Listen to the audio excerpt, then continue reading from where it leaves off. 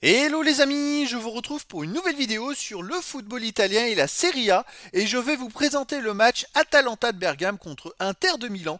C'est un match qui a lieu ce dimanche 16 mars 2025 à 20h45 pour le compte de la 29e journée du championnat d'Italie Serie A saison 2024-2025. Alors l'Atalanta de Bergame c'est le troisième du classement qui reçoit l'Inter de Milan le premier. C'est un énorme choc les amis dans cette vidéo.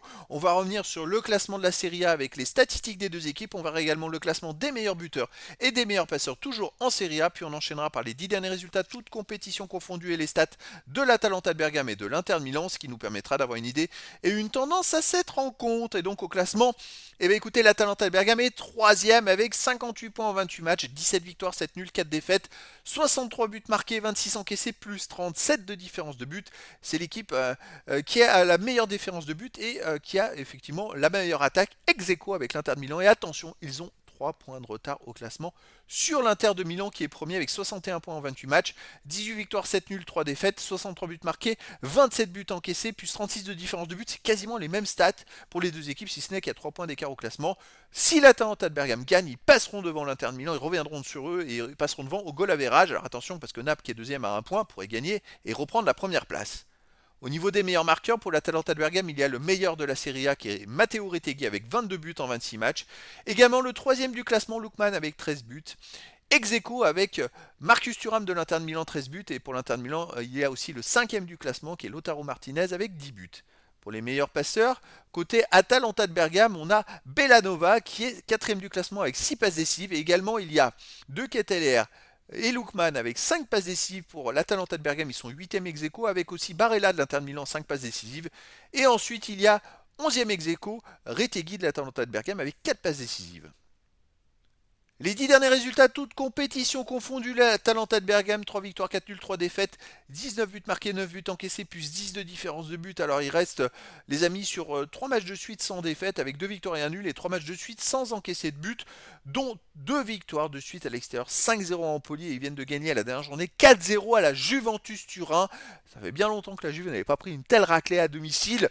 Et donc, ça marche très fort pour l'Atalanta de Bergame. Par contre, à domicile, il reste sur un 0-0 contre Venise, une défaite 3-1 contre Club Bruges, un 0-0 contre Cagliari, sinon ils ont perdu un 0 contre Bologne et ils ont fait un partout contre Torino. Donc les résultats sont pas terribles à domicile.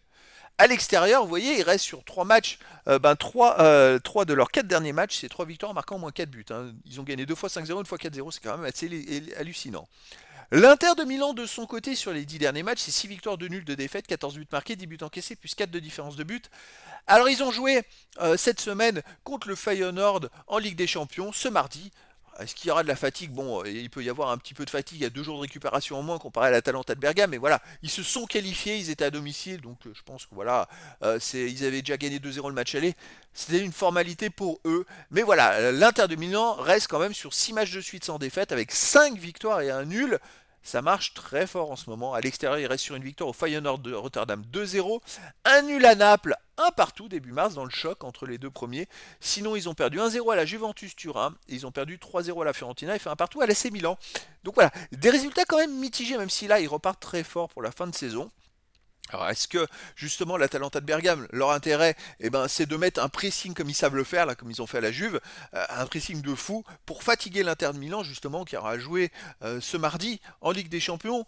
Mais bon, pour moi, écoutez, je verrais bien une victoire de l'Atalanta de Bergame qui va tout donner pour essayer de gagner ce match-là. Et je les verrais bien gagner 2 buts à 1. Mais après dans le foot, tout est possible et donc les amis, je vous donne rendez-vous ce dimanche 16 mars 2025 à 20h45 pour le match de football de la 29e journée du championnat d'Italie Serie A saison 2024-2025.